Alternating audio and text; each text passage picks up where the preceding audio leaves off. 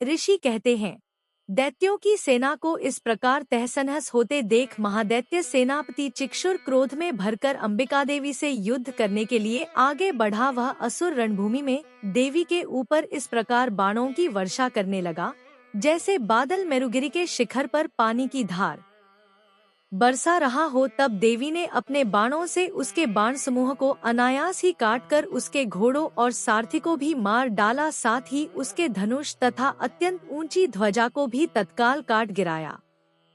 धनुष cut जाने पर उसके अंगों को अपने बाणों से बींध डाला।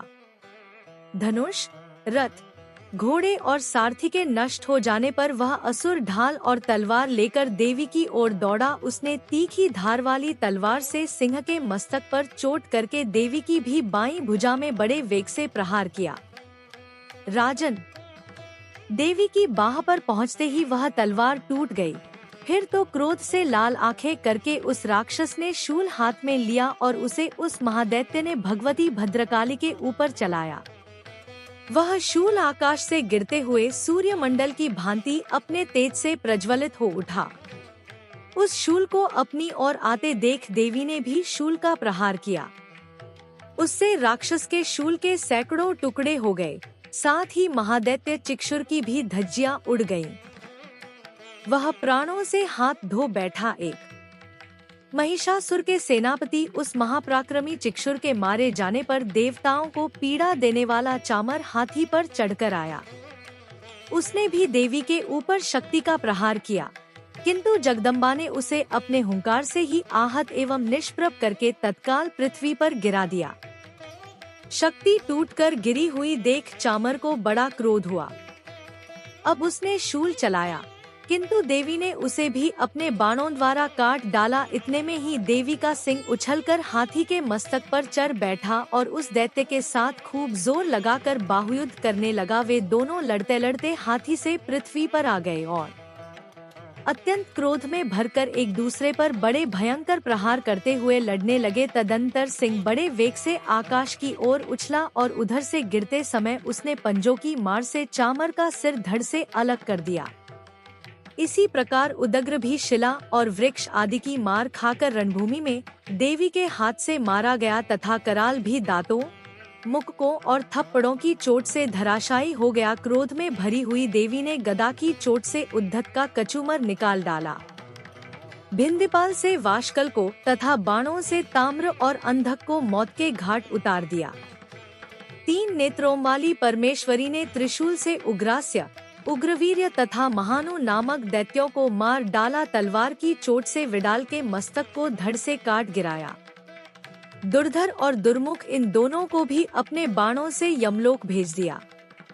इस प्रकार अपनी सेना का संहार होता देख महिषासुर ने भैंसे का रूप धारण करके देवी के गणों को त्रास देना आरंभ किया। किन्हीं को थूथुन से मारकर, किन्हीं के ऊपर खुरों का प्रहार करके, किन्हीं को पूंछ से चोट पहुंचाकर, कुछ को सींगों से विदीर्ण करके, कुछ गणों को वेग से, किन्हीं को सिंहनाद से, कुछ को चक्कर देकर और कितनों को निःश्वास वायु के झोंके से धराशायी कर दिया। इस प्रकार गणों की सेना को गिराकर वह असुर महादेवी के सिंह को मारने के लिए झपटा। इससे जगदम्बा को बड़ा क्रोध हुआ। उधर महापराक्रमी महिषासुर भी क्रोध में भरकर धरती को खुरों से खोदने लगा तथा अपने सींगों से ऊंचे ऊंचे पर्वतों को उठाकर फेंकने और गर्जने लगा। उसके वेग से चक्कर देने के कारण पृथ्वी क्षुब्ध होकर फटने लगी। उसकी पूंछ से टकराकर समुद्र सब ओर से धरती को डुबोने लगा। हिलते हुए सींगों के आघात से विदीर्ण होकर बादलों के टुकड़े टुकड़े हो गए। उसके श्वास की प्रचंड वायु के वेग से उड़े हुए सैकड़ों पर्वत आकाश से गिरने लगे। इस प्रकार क्रोध में भरे हुए उस महादैत्य को अपनी ओर आते देख चंडिका ने उसका वध करने के लिए महान क्रोध किया। उन्होंने पाश फेंककर उस महान असुर को बांध लिया। उस महासंग्राम में बंध जाने पर उसने भैंसे का रूप त्याग दिया और तत्काल सिंह के रूप में वह प्रकट हो गया। उस अवस्था में जगदम्बा ज्यों ही उसका मस्तक काटने के लिए उद्यत हुई, त्यों ही वह खड्गधारी पुरुष के रूप में दिखाई देने लगा। तब देवी ने तुरंत ही बाणों की वर्षा करके ढाल और तलवार के साथ उस पुरुष को भी बींध डाला। इतने में ही वह महान गजराज के रूप में परिणत हो गया तथा अपनी सूंड से देवी के विशाल सिंह को खींचने और गर्जने लगा। खींचते समय देवी ने तलवार से उसकी सूंड काट डाली। तब उस महादैत्य ने पुनः बैंसे का शरीर धारण कर लिया और पहले की ही भांति चराचर प्राणियों सहित तीनों लोकों को व्याकुल करने लगा। तब क्रोध में भरी हुई जगन्माता चंडिका बारंबार उत्तम मधु का पान करने और लाल आंखें करके हंसने लगी। उधर वह बल और पराक्रम के मद से उन्मत्त हुआ राक्षस गर्जने लगा और अपने सींगों से चंडी के ऊपर पर्वतों को फेंकने लगा। उस समय देवी अपने बाणों के समूहों से उसके फेंके हुए पर्वतों को चूर्ण करती हुई बोली।